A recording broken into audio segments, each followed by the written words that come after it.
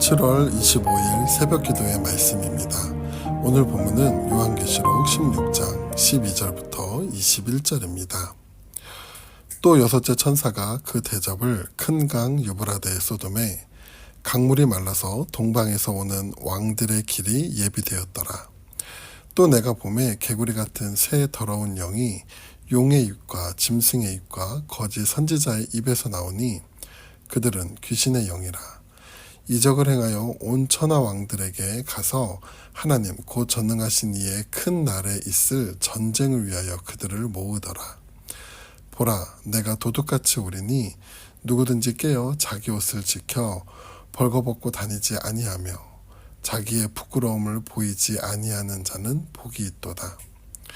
새 영이 히브리어로 아마겟돈이라 하는 곳으로 왕들을 모으더라. 일곱째 천사가 그 대접을 공중에 쏟음에 큰 성읍이 성전에서 보좌로부터 나서 이르되 되었다 하시니 번개와 음성들과 우레소리가 있고 또 큰 지진이 있어 얼마나 큰지 사람이 땅에 있어 온 이래로 이같이 큰 지진이 없었더라.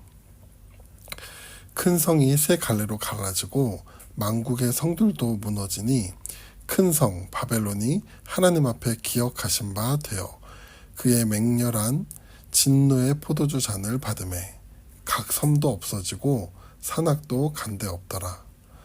또 무게가 1달란트나 되는 큰 우박이 하늘로부터 사람들에게 내리매 사람들이 그 우박의 재앙 때문에 하나님을 비방하니 그 재앙이 심히 큼이더라. 아멘. 요한계시록 15장 1절부터 오늘 본문인 16장 21절까지는 마지막 7 대접의 심판에 대한 내용을 담고 있습니다. 요한계시록에서 하나님의 심판과 관련된 이 3가지의 7 재앙, 즉 7인, 7 나팔, 7 대접 심판의 내용은 요한계시록의 3분의 1을 차지하는데 이 심판의 내용은 단순히 종말 가운데 나타날 재앙들을 단순히 나열한 것이 아니라 이것을 통해 하나님의 공의와 사랑, 심판과 구원의 메시지를 전달해 주고 있습니다.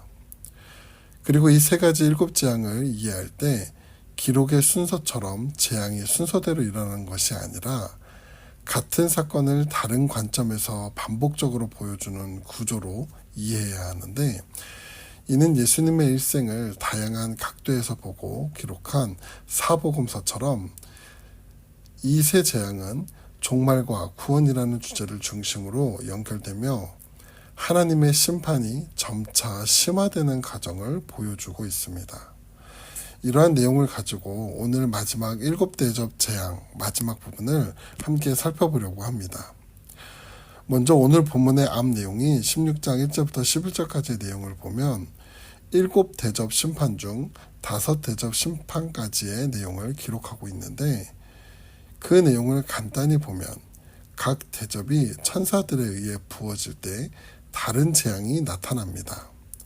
그 재앙의 내용을 보면 악하고 독한 종기가 발생하고 바다가 죽은 자의 피같이 변하며 강과 물의 근원이 피가 됩니다. 또 해가 뜨거워 사람들을 태우며 어둠과 질병으로 큰 고통을 당하게 됩니다. 그런데 이 재앙들을 보면 흡사 구약의 출애굽 10가지의 재앙이 떠오릅니다. 첫 번째 대접이 땅에 쏟아져 악하고 독한 종기가 발생하는 모습은 출애굽 6번째 재앙인 독종과 같고 두 번째, 세 번째 대접이 쏟아져 바다와 강이 피가 되는 재앙은 출애굽 첫 번째 재앙인 나일강이 피로 물듦과 그리고 해가 어두워지는 재앙은 출애굽 9번째 재앙과 같습니다. 이렇게 요한계시록에서 애굽 재앙이 의미하는 바를 그대로 인용해서 뭔가 메시지를 주려 하는데 그것은 하나님께서 악의 세력을 상징하는 애굽을 심판하시고 그의 백성들을 구해내시는 구속사를 예고편처럼 보여주시며 이제 요한계시록의 7 재앙들은 전부 역사 속에 일어나고 있고 앞으로 일어나게 될 하나님의 심판의 내용을 점진적이며 반복적으로 기록하고 있다는 것을 보여주는 것입니다. 그럼 이제 이어서 마지막 부분인 6번째와 7번째 대접 심판의 내용을 함께 살펴보겠습니다. 12절부터 16절까지는 6번째 대접 심판의 내용이 나옵니다. 여기 보면 6째 천사가 대접을 유브라데 강에 쏟자 강물이 마르는데 이는 동방에서 오는 왕들의 길이 준비되었다고 말합니다. 또 이어 환상 가운데 개구리처럼 생긴 더러운 영 셋이 용의 입과 짐승의 입과 거짓 선지자의 입에서 나오는데 이들은 13장에 등장한 용과 바다와 땅에서 나온 짐승들을 가리키는 것이죠.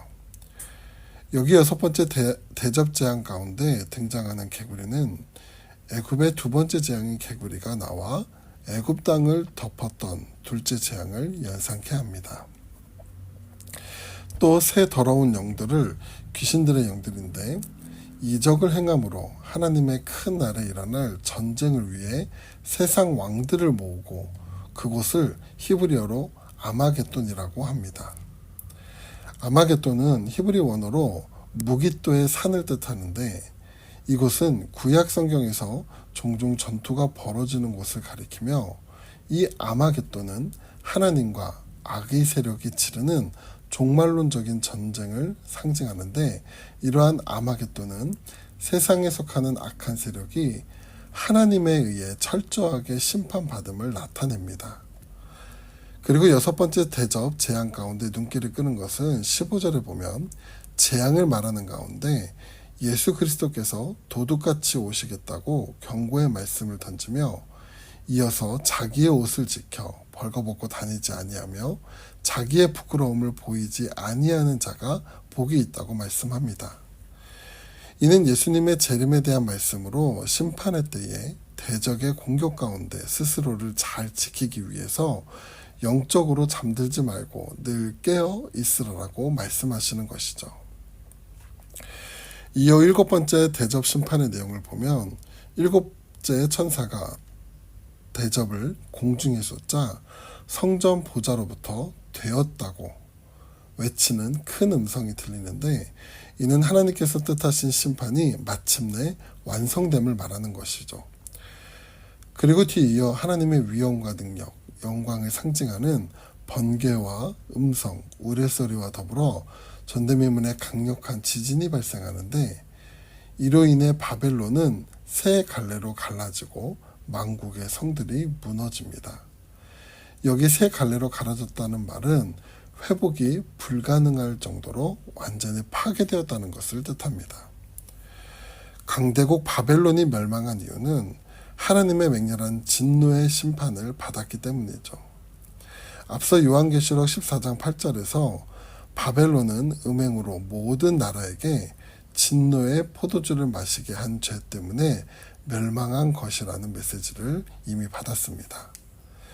이 바벨론이 상징하는 성도들을 박해한 로마 제국을 포함한 모든 악의 세력은 하나님의 준엄한 심판을 피할 수 없을 뿐 아니라 바벨론과 결탁한 만국도 동일한 심판을 받게 됩니다. 하나님께서는 성도들의 환난뿐만 아니라 성도들을 핍박한 바벨론의 죄악도 잊지 않으심을 보여주고 있는 것이죠. 그리고 21절을 보면 큰 우박이 내리는데 그 무게가 한 달란트나 된다고 합니다. 이는 34에서 54kg 사이에 해당하는 어마어마한 무게이죠. 이 우박 재앙은 출애굽 재앙 중 우박이 내린 7번째 재앙을 연상케 합니다.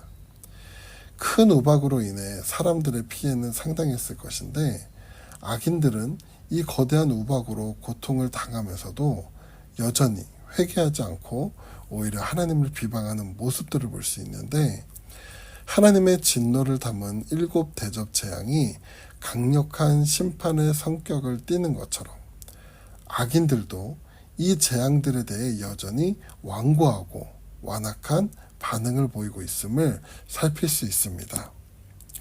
사랑하는 태국 한인교회 성도 여러분, 말씀을 통해 하나님의 교회를 대적하고 핍박하는 세상 가운데 내려질 이 엄중한 심판을 보며 교회의 주인이신 하나님은 어떠한 상황 속에서도 결코 두 손을 놓고 계시지 않음을 알 수 있습니다. 하나님은 세상이 교회를 대적한 모든 죄를 낱낱이 기억하시며 상상조차 힘든 엄중한 심판을 준비하고 계십니다. 이를 기억할 때 교회는 또 성도는 많은 환난 속에서도 견딜 수 있는 힘을 얻을 수 있는 것이죠. 그러나 이 영적 싸움은 결코 만만치 않을 것임도 기억해야 합니다. 세상의 영향력, 돈과 권력과 음란한 문화의 힘 앞에서 우리는 작고 초라해지며 연약함으로 주저앉을 수도 있지만 진실한 그리스도인들은 하나님의 전신갑주로 무장하고 버텨내야만 합니다. 오늘 말씀처럼 도둑처럼 언제 오실지 모르는 예수 그리스도의 재림을 준비하는 자세로 우리는 각자에게 허락하신 그리스도인이라는 이름을 항상 마음에 새기며 살아가시길 바랍니다. 그리고 오직 하나님만을 섬기고 그리스도를 닮는 작은 그리스도로 주어진 삶을 살아가는 성도들 되시기를 간절히 바랍니다. 기도하겠습니다.